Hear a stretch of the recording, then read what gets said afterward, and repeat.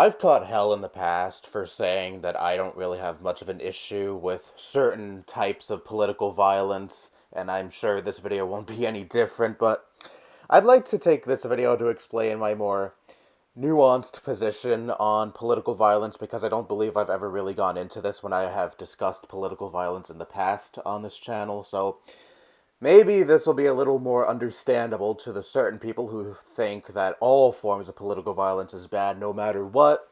Or maybe no matter what I say, you'll still be like, you're fucking crazy for wanting to incite violence on those who disagree with your worldviews, which if that's gonna be your takeaway from this video, then fucking wow, way to miss the mark. Anyways, I am for political violence when it comes to deterring people with very dangerous worldviews, like, say, Nazism, fascism.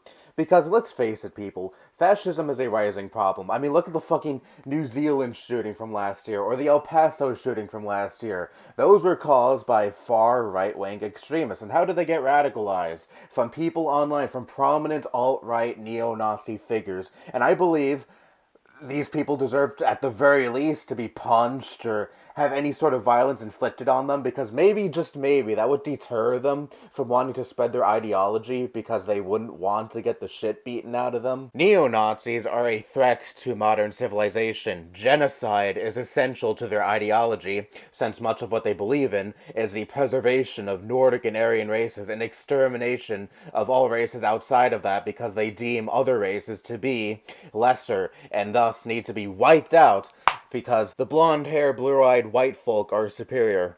So, when I say Nazis deserve to be punched and have the shit beaten out of them, this is kind of what I mean. Since this is the stuff they advocate for. This is the stuff they want to achieve in this world. So, when I say punch Nazis, beat the shit out of Nazis, and when I say I don't care when a Nazi gets the shit beaten out of them and they actually deserve the shit beaten out of them, it's because I want these views to be deterred. I want people to sway away from wanting to be public with these views because it could reach the wrong people, especially those who are mentally ill and would actually gladly go out to a public area like say a store, or maybe even a religious public area like a synagogue or a mosque or anything of the sort, and go out and start shooting people in the name of far right-wing ideology. So no, this isn't me saying anyone who disagrees with my political views deserves to be decked because how dare they not agree with me.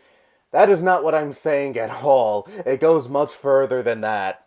Because these are dangerous people with dangerous ideology, and the more that this ideology is contained, the better, even if it is through violent means. And I really don't care how quote-unquote peaceful these people may be. They may have never punched anyone, may have never hurt anyone in any sort of way, but if they are openly supporting an ideology that openly supports genocide, there is really no way you could slice that to be peaceful, even if, again, they are just simply talking about it and simply advocating for it, and don't incite violence whatsoever. Again, like, if you're advocating for fucking genocide, you are not peaceful in the slightest. And you might be saying, well, this is pretty anti-freedom of speech and pretty authoritarian of you. I mean, you're openly supporting beating up people who support an ideology that you personally detest and find disgusting.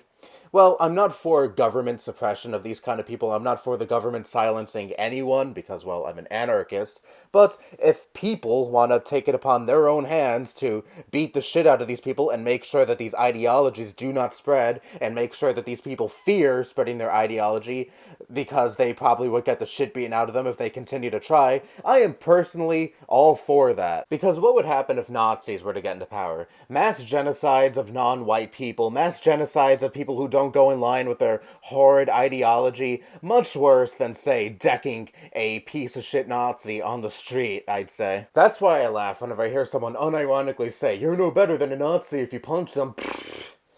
Politics and violence have always been intertwined with each other. I mean, fuck, I find it really funny whenever someone in America says, political violence is always wrong, it never solves anything, when they live in a country that is founded upon political violence. You really think the colonies broke away from the United Kingdom peacefully? I feel violence is crucial to the betterment of society. Now, is violence a viable solution to all of our problems? Of course not, and if we use violence as a solution to all of our problems, that would just lead us down to authoritarianism, and we would eventually lose sight of a more peaceful, better society. But when it comes to uprising against the 1% and the establishment, and to contain very dangerous and harmful ideas, I believe violence is necessary in those instances. You can't achieve an ideal society with just peacefulness and complacency.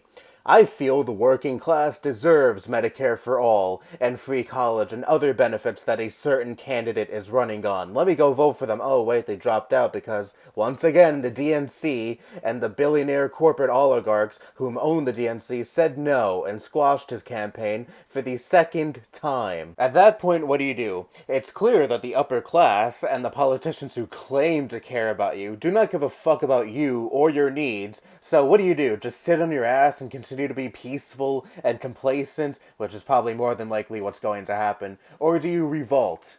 Which, I feel the latter is the more viable option, but that will never happen in this country. We're too comfortable with this two-party circus and letting the 1% continue to garner in all the wealth and have the benefits that much of the working class lacks. Oh wait, this is going to be the topic of my next video, so I should really stop here. Shit. Anyways, this is why I see political violence as something that is necessary in certain instances. More specifically when it comes to squashing harmful ideologies and revolting against status quo to implement fundamental change. I know the enlightened centrists who may watch this will still probably say, why do you want to beat people up for having different worldviews than you? You are never going to get it. I explained it clearly in this video, and obviously no matter what I say, you are still going to say that, so whatever. Just write that in the comments, have fun. I'm probably gonna ignore you. Or maybe I'll just write a nasty reply to your comment, because I can't really tolerate stupidity all that well. Anyway, that's all I have to say. Bye-bye.